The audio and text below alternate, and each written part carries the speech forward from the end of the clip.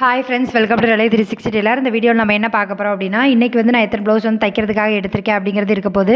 அதே மாதிரி நிறைய பேர் வந்து நான் தினமுமே சுறுசுறுப்பாக நான் எப்படிக்கா தைக்கிறது, நீங்கள் வந்து டெய்லி எப்படி வந்து சோம்பேறி இல்லாமல் தைக்கிறீங்க அப்படின்னு நிறைய பேர் கேட்குறீங்க. அதுக்கு தான் இந்த வீடியோவில் பதில் இருக்க போது. இந்த சேனலை இப்போ தான் ஃபஸ்ட் டைம் பார்க்குறீங்க அப்படின்னா சப்ஸ்கிரைப் பண்ணிட்டு பாருங்கள். இந்த சேனலில் வர எல்லா வீடியோ உங்களுக்கு ரொம்ப யூஸ்ஃபுல்லாக இருக்கும். வாங்க வீடியோக்குள்ளே போகலாம். நீங்கள் இந்த மிஷினில் உட்காந்து தைக்க ஆரம்பிக்கல அப்படின்னா மிஷினில் உட்காந்து தச்சிக்கிட்டே வீடியோ பாருங்கள். அப்போ நீங்களுமே ப்ளவுஸ் தைச்ச மாதிரி இருக்கும். நான் வந்து இன்றைக்கி வந்து திங்கக்கிழமை, இன்றைக்கி வந்து நான் 5 ப்ளவுஸ் வந்து தைக்கிறதுக்காக கட் பண்ணி எடுத்து வச்சுருக்கேன். நூல் எல்லாமே எடுத்து வச்சாச்சு. நான் தைக்க போகிறேன். நீங்கள் வந்து எத்தனை ப்ளவுஸ் வந்து தைக்கிறதுக்காக கட் பண்ணி வச்சுருக்கீங்க அப்படிங்கிறதையுமே கீழே கமெண்ட் பண்ணுங்கள். பார்க்கும்போது தெரிஞ்சுக்கிறேன். ஒருவேளை நீங்கள் கட் பண்ணல அப்படின்னா கூட கட் பண்ணிவிட்டு ஒரு 2 ப்ளவுஸாக இன்றைக்கி தைக்கிற மாதிரி பார்த்துக்கோங்க. வாரத்தோட நாள் இன்றைக்கி வந்து ஒரு 2 ப்ளவுஸாக தைக்கணும் அப்படின்னு நினச்சா தான் டெய்லி நம்மளால் வந்து தைக்க முடியும். எப்போவுமே ஒரு விஷயம் வந்து ஞாபகம் வச்சுக்கோங்க. நம்ம வீட்டில் வந்து வேலை பார்க்குறோம், வெளியில் போய் வேலை பார்க்கல, அவ்வளோதான் வித்தியாசமே தவிர நம்மளும் ஒரு தொழில் பண்ணுறோம். அந்த தொழிலுக்கு நம்ம உண்மையாக இருக்கணும் அப்படிங்கிற மாதிரி யோசிங்க. அதே மாதிரி நம்ம வந்து ஒரு 10 மணி இல்லை 11 மணிக்காவது மிஷினில் வந்து உட்காந்துடணும் என்ன ஆனாலும் அப்படிங்கிற மாதிரி யோசிங்க. நம்ம வெளியில் போகிற வேலை இருக்குது அந்த மாதிரி இருந்தால் ஓகே. மற்றபடிக்கு நம்ம வீட்டில் இருக்கோம் அப்படின்னா அட்லீஸ்ட் ஒரு 11 மணிக்காவது நம்ம மிஷினில் வீட்டு வேலை எல்லாத்தையும் முடிச்சுட்டு உட்காந்து தைக்க ஆரம்பிக்கணும் அப்படிங்கிற மாதிரி யோசிங்க. என்னை பொறுத்த வரைக்கும் காலையில் நீங்கள் தைக்கிறது மட்டும்தான் தைக்கிறதுக்கு வந்து சுறுசுறுப்பாக இருக்கும். ஈவினிங் மேலே தைச்சிக்கலாம் அப்படின்னு எடுத்திங்கன்னா கொஞ்சம் வந்து சோம்பேத்தனம் இருக்க தான் செய்யும். அதனால் எப்போவுமே வந்து காலையில் பொழுது வந்து அந்த 11 மணிலேருந்து ஒரு 3 மணிக்குள்ளே நீங்கள் என்ன தைக்கிறீங்களோ அப்படி தைச்சி பாருங்கள். அப்போ வந்து கொஞ்சம் ஃபாஸ்ட்டாகவும் தைக்க முடியும், நிறைய தைச்ச மாதிரி இருக்கும். நீங்கள் வந்து தைக்கிறதுக்கு எந்த டைம் வந்து சூஸ் பண்ணி வச்சுருக்கீங்க அப்படிங்கிறதுமே கீழே கமெண்ட் பண்ணுங்கள். நான் வந்து எப்போவுமே வந்து காலையில் தைக்கிறது தான் வந்து மோஸ்ட்லி எதிர்பார்ப்பேன்.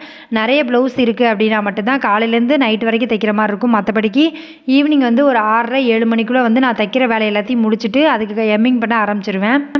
வெளியில் வேலைக்கு போனால் நம்ம எப்படி வந்து அந்த கரெக்ட் டயத்துக்கு நம்ம போகணும்னு நினைப்போமோ அதே மாதிரி தான் இதுவும் நம்ம தொழில் தான். இதுலேயும் வருமானம் வருது நமக்கு. அப்படிங்கும்போது நம்ம இந்த தொழிலுக்கு வந்து உண்மையாக இருக்கணும்.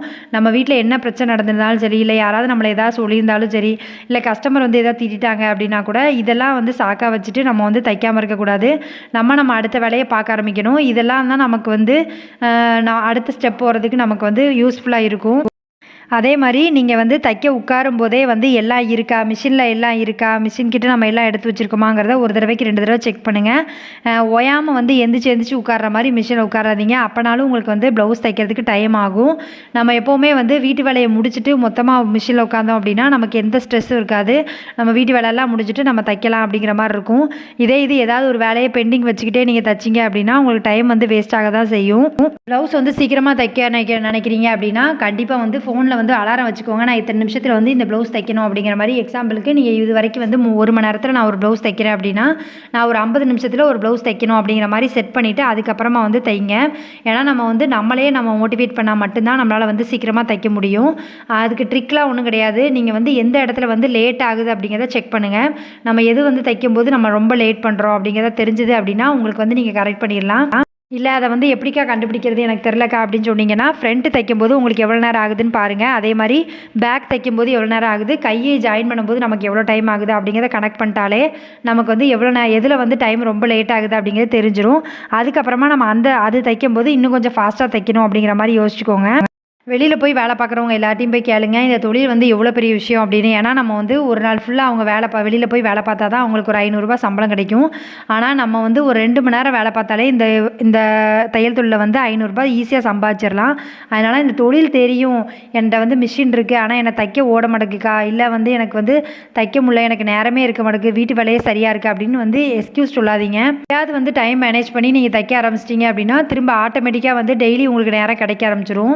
இதில் கிடைக்க வருமானம் வந்து நம்ம வீட்டுக்கும் சரி, இல்லை நம்மளோட வீட்டில் இருக்கிறவங்களுக்கும் சரி ரொம்ப யூஸ்ஃபுல்லாக இருக்கும். ஏன்னா நம்ம வந்து ஒரு இடத்துல வந்து சப்போர்ட் பண்ணுறோம் நம்ம குடும்பத்தை இந்த தொழில் பண்ணி. எத்தனையோ பேருக்கு வந்து வீட்டில் இருந்து தொழில் பண்ணுறதுக்கு ஒன்றும் தெரியாது, வெளியில் போய் கஷ்டப்படுவாங்க, வெளியில் போய் ஒரு நாள் ஃபுல்லாக உட்காந்து வேலை பார்த்துட்டு வருவாங்க. அந்த மாதிரி இருக்கிறவங்களுக்கு நம்ம வந்து ஒரு தொழில் தெரியும் நமக்கு, இதை வந்து நம்ம எப்படி வந்து பயன்படுத்திக்கிட்டு நம்ம வந்து சம்பாதிக்கணும் அப்படிங்கிற மாதிரி நினைங்க. இந்த காலத்துலலாம் வந்து ஒருத்தர் சம்பாதிச்சு வந்து ஃபேமிலியை ரன் பண்ணுறதுங்கிறது ரொம்ப ரொம்ப கஷ்டம்.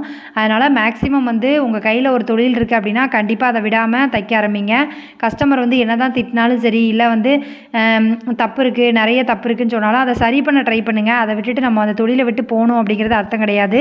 எந்த தொழில் பண்ணாலுமே நமக்கு வந்து சின்ன சின்ன தப்பு பண்ண தான் செய்வோம். பிகினராக இருக்கும்போது அந்த தப்பு வரும். போக போக வந்து அதை நம்ம சரி பண்ணிக்கிடுவோம். அதனால் பயப்படாமல் தைங்க. அதே மாதிரி அமௌண்ட் கேட்குறதுக்கும் பயப்படாதீங்க. நிறைய பேர் வந்து டெய்லர் தொழில் பண்ணுறவங்க, வீட்டிலேருந்து பண்ணுறவங்க என்ன பண்ணுறாங்க அப்படின்னா தச்சுலாம் கொடுப்பாங்க, ஆனால் அமௌண்ட் வாங்குறதுக்கு பயப்படுவாங்க. அப்படி நீங்கள் இருக்கீங்களா அப்படிங்கிறதையுமே கீழே கமெண்ட் பண்ணுங்கள். ஏன்னா வந்து நம்ம தைக்கிறது எவ்வளோ முக்கியமோ அதே மாதிரி நம்ம வந்து நம்ம தொழிலுக்கு அமௌண்ட் வந்து கரெக்டாக வாங்குறதும் நமக்கு வந்து அடுத்தது தைக்கிறதுக்கு ரொம்ப வந்து ஹெல்ப்ஃபுல்லாக இருக்கும். இந்த வீடியோ பார்க்குற எத்தனை பேர் வந்து நிறைய அமௌண்ட் வந்து நான் வந்து இவ்வளோ அமௌண்ட் வந்து கஸ்டமர்கிட்ட வாங்க வேண்டியது இருக்குது அப்படிங்கிறதையுமே கீழே கமெண்ட் பண்ணுங்கள். பார்க்கும்போது தெரிஞ்சுக்கிறேன். நான் வந்து ஸ்டார்டிங் ஸ்டேஜில் பிகினராக இருக்கும்போது நானும் இப்படி தான் வந்து நிறைய பேருக்கு வந்து அவங்க 1 வாரம் கழிச்சு தரேன்னு சொல்லுவாங்க, இல்லை வந்து 2 நாள் கழிச்சு தரேன்னு சொல்லுவாங்க. இந்த மாதிரி நான் என்ன சொன்னாலும் சரி சரின்னு போயிட்டே இருந்தேன். கொஞ்ச நாள் கழிச்சு தான் தெரிஞ்சது அவங்கக்கிட்ட வந்து நம்ம அமௌண்ட் வாங்குறதுக்குள்ள ரொம்ப கஷ்டப்படுற மாதிரி. அது வந்து சில டைம் வந்து நமக்கே எதுக்கு போட்டு தச்சுக்கிட்டேன் அப்படிங்கிற மாதிரி யோசிக்க ஆரம்பிச்சிட்டேன். அதனால தான் இப்போ வந்து நான் எந்த ப்ளவுஸ் தைச்சாலுமே காசு கொடுத்துட்டு வாங்கிக்கோங்க அப்படிங்கிறது தான் என்னோட மெயின் தாட்டாக இருக்கும். அவங்களும் காசு கொடுத்து வாங்கி பழகிட்டாங்க. நீங்கள் அந்த பழக்கத்தை வந்து கொண்டு வாங்க. நம்ம தைக்கிறத விட நமக்கு அடுத்த நாள் தைக்கணும், ஒரு சுறுசுறுப்பாக இருக்கணும் அப்படின்னா நம்ம அந்த அமௌண்ட்டை வாங்கினா மட்டும்தான் நமக்கு வந்து மறுநாள் தைக்கும்போது நம்ம வந்து நேற்று 500 ரூபாய் சம்பாதிச்சோம், இன்றைக்கி வந்து ஒரு 300 ரூபாயாக சம்பாதிக்கணும் அப்படிங்கிற எண்ணம் வந்து நமக்கு வரும். அதே மாதிரி நிறைய பேருக்கு வந்து மாடல் ப்ளவுஸ் தைக்கிறதுக்குலாம் கொஞ்சம் பயமாக இருக்குது அப்படிங்கிறீங்க. எந்த மாடல் கொடுத்தாலுமே நீங்கள் வந்து தைக்கிறதுக்கு ட்ரை பண்ணுங்கள். எல்லாருக்குமே வந்து தைக்க ஆரம்பிக்கும் போது தெரியுமான்னு கேட்டால் கிடையாது. ஒன்று ஒன்றா வந்து பழகிறது தான். என்ன வந்து கொஞ்சம் மாடல் ப்ளவுஸ் தைக்கும்போது கொஞ்சம் லேட் ஆகும், நமக்கு தெரியாதனால ஒன்று ஒன்றா வந்து நம்ம பார்த்து பார்த்து செய்யும்போது கொஞ்சம் வந்து கஷ்டமாக இருக்கும். அதுக்கப்புறம் வந்து உங்களுக்கு பழகிருச்சு அப்படின்னா நீங்கள் எந்த டிசைன் கொடுத்தாலுமே தைக்க ஆரம்பிச்சிருவீங்க. அதுக்கப்புறமா நீங்கள் வந்து இன்றைக்கி எத்தனை ப்ளவுஸ் வந்து தைக்கிறதுக்காக எடுத்து வச்சுருக்கீங்க அப்படிங்கிறதையுமே கீழே கமெண்ட் பண்ணுங்கள். பார்க்கும்போது நானும் தெரிஞ்சுக்கிறேன். ஆர்டர் வந்து வரல, எனக்கு வந்து ப்ளவுஸ் தைக்கிறதுக்கு நேரம் இருக்குக்கா, ஆனால் எனக்கு வந்து ஆர்டர் வரமாட்டேக்கு அப்படின்னு சொல்கிறவங்க பக்கத்தில் இருக்க கடையில் வந்து நீங்கள் வந்து பீஸ் ரேட்டுக்கு தைக்கிறதுக்கு கேளுங்க. ஏன்னா நிறைய கடையில் வந்து இப்போ வந்து பீஸ் ரேட்டுக்கெலாம் தைக்க கொடுக்காங்க. கொஞ்சம் வந்து வருமானம் கம்மியாக இருக்கும், ஆனால் நமக்கு ஒரு தொழில் ஓடிக்கிட்டு இருக்கும். நம்ம தைக்க தான் வந்து நமக்கு இம்ப்ரூவ் ஆகும். முதல்ல இன்னொருத்தங்க வந்து கட் பண்ணி கொடுத்த ப்ளவுஸை நம்ம தைக்கும்போது அவங்க என்ன ட்ரிக்கெலாம் யூஸ் பண்ணியிருக்காங்க அப்படிங்கிறது நமக்கும் தெரியும். அதுலேருந்து 4 விஷயம் வந்து நம்ம கற்றுக்கலாம். அதே இது அதிகமாக ஆர்டர் இருக்குது அப்படின்னா அதை வந்து எப்படி வந்து கம்மி பண்ணணும் அப்படின்னா, நீங்கள் வந்து ஒரு நாளைக்கு 4 ப்ளவுஸ் தைச்சிட்ருக்கீங்க அப்படின்னா கொஞ்சம் ஆர்டர் அதிகமாக இருக்குது அப்படின்னா ஒரு 6 ப்ளவுஸ் 7 ப்ளவுஸ் தைக்கிற மாதிரி நீங்கள் வந்து பிளான் பண்ணிக்கணும். அப்படின்னா தான் கொஞ்சம் குறையும். ஏன்னா எனி டைம் வந்து நமக்கு வந்து பிஸியாக இருக்குமான்னு கேட்டால் கிடையாது. எப்போமாவது ஒருக்க வந்து பிஸியாக இருக்கும்போது கூட 2 ப்ளவுஸ் வந்து தைக்கிற மாதிரி இருக்கும். அந்த மாதிரி தைச்சி நீங்கள் வந்து ப்ளவுஸை வந்து கம்மி பண்ணுங்கள். அதே மாதிரி உங்கள் கையில் எத்தனை ப்ளவுஸ் இருக்குது அப்படிங்கிறத வாரத்துக்கு ஒருக்க வந்து நோட் பண்ணி வச்சுக்கோங்க. எந்த ப்ளவுஸ்லாம் வந்து ரொம்ப நாளாக நம்ம கையில் இருக்குது அப்படிங்கிறதையுமே பாருங்கள். அந்த ப்ளவுஸ்லாம் வந்து சீக்கிரமாக தைச்சி கொடுக்க ட்ரை பண்ணுங்கள். ஏன்னா ஒரு ப்ளவுஸ் வந்து 10 நாளைக்கு மேலே நம்ம கையில் இருக்குது அப்படின்னாலே அதுக்கப்புறம் நம்ம அதை எடுக்கிறதுக்கு சோம்பேறிப்படுவோம்.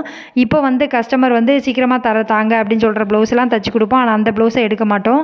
இது வந்து ஒரு சில கஸ்டமர் வந்து நீங்கள் எப்போ நேரம் இருக்கோ அப்போ தைச்சி தாங்க அப்படின்னு சொல்லிட்டாங்கன்னா அந்த ப்ளவுஸை நம்ம தொடவே மாட்டோம். அந்த மாதிரி இருக்காதீங்க. அந்த மாதிரி இருந்தாலும் உங்களால் வந்து தைக்க முடியாது.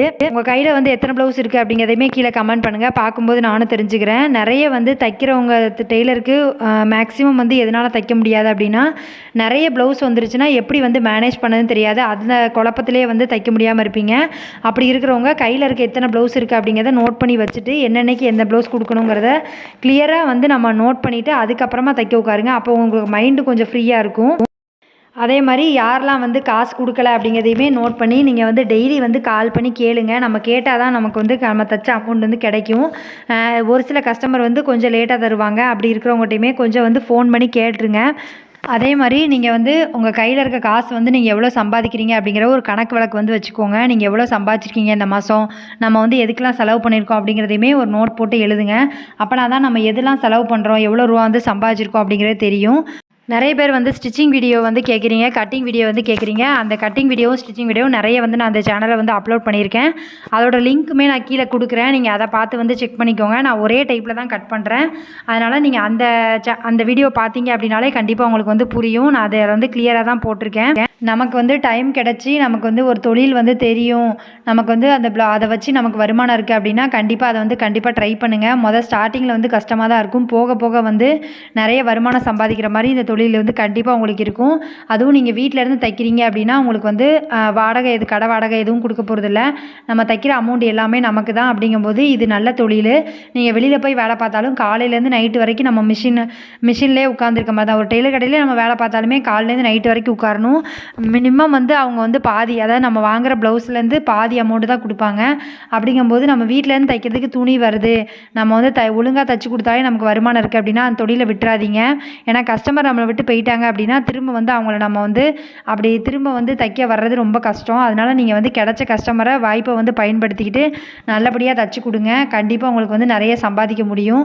நிறைய பேருக்கு வந்து இந்த தொழில் ரொம்ப வந்து யூஸ்ஃபுல்லாக இருக்கும். ஏன்னா வீட்டிலேருந்து தச்சுக்கலாம், நம்ம ஃபேமிலியும் பார்த்துக்கலாம். அந்த மாதிரி நமக்கு தெரிஞ்சு நிறைய சம்பாதிக்கிற தொழில் இது ஒன்று தான். நீங்கள் உங்களுக்கு இந்த தொழில் தெரியுது அப்படின்னா விட்டுறாதீங்க. கண்டிப்பாக வந்து ட்ரை பண்ணுங்கள்.